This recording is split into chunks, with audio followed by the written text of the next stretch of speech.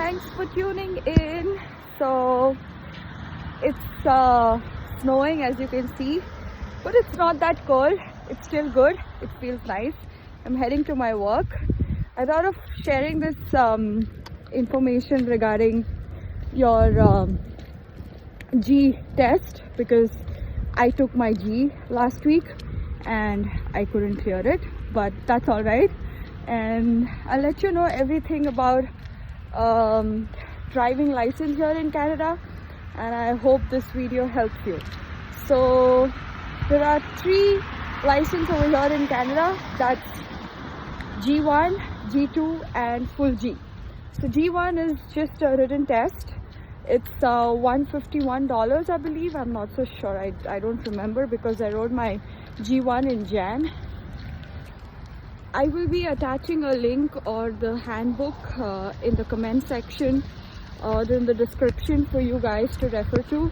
And if you just go through that handbook, it's more than enough to clear the G1 test. It hardly took me 10-15 minutes. You just have to go to the drive test and take a ticket and make the payments. And just, it's a computer based. There will be 2 kind of questions, one science and the other one is basic rules. It's easy. It'll be done in no time.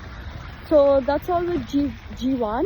And then the second most important thing is, if you have experience from India and if you're able to get your experience letter from India before coming to Canada, then you can use that to take your G2 or your full G without waiting an year or more than a year here in Canada. So that was almost 5,000 rupees, Indian rupees, and I had my international driving permit and my experience letter that I got from India.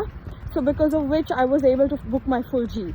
Now the mistake that I made is, if you take your full G and if you are not able to clear it in your first attempt, you have to wait for an year to attempt your full G again, and you'll have to go back to your G2, clear your G2 and then take your full G. Alright, so never do this mistake. Try to do your G2 first, get it done with, and then try to clear your full G. Okay, so I'll tell you how much it cost me. I paid $80 to $75 for an hour and a half for the driving lessons, and there was an instructor. She had her own car, so I took 4 classes. So she takes exactly to the same routes that I've uploaded on YouTube.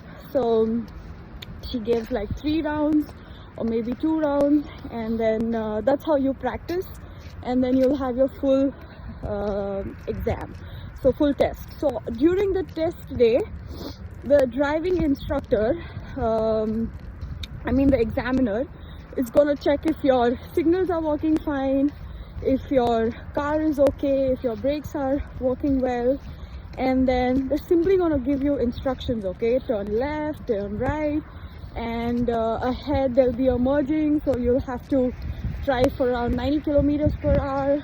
So yeah, so that's pretty much it for your full G. You'll in Thunder Bay they'll take you to the highway express, and then I've uploaded that video for the full route. So I think that should be helpful if you're attempting your full G.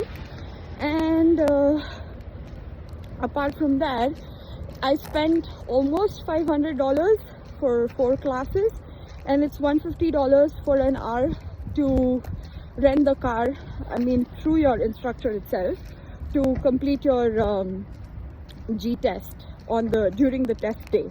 So I spent almost $500. So I'd suggest that you better go to G2, get your G2 done, and then attempt your full G, because even if you don't clear it, you already have your G.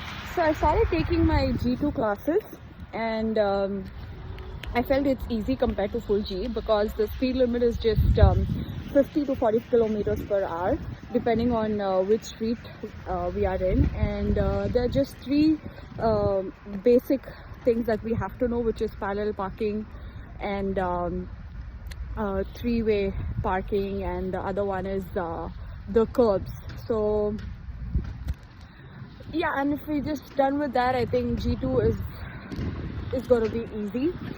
So I'm going to try book my G2 for the end of this month, just going on the drive test website and entering my license, which I get after I clear my G1, and that's basically it. I have to go to the drive test and make the payment and then attempt. So it's again $75 for an hour or 1.5, depending on who's your instructor and what negotiations you've, or what if you had a conversation with them regarding the prices. And yeah, and it's $150 for the test day to to take the car along with you for the test. So that's regarding G2. Wish me luck. Bye bye.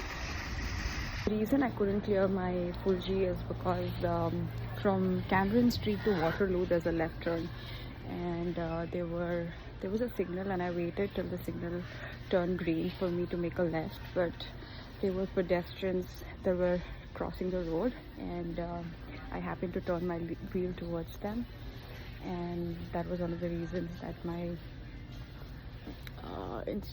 driving examiner said that it's dangerous driving, you cannot turn your wheels towards the pedestrian, it's unsafe, and that was one of the reasons why I couldn't clear. And the other reason is on a highway you're supposed to be on 90 kilometers per hour, and I was somewhere around 88 while changing the lanes.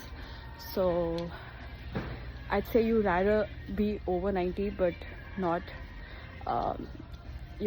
try to maintain that speed, but then it's again examiner's choice to let you have a license or not. So all the best for your full G and your driving license.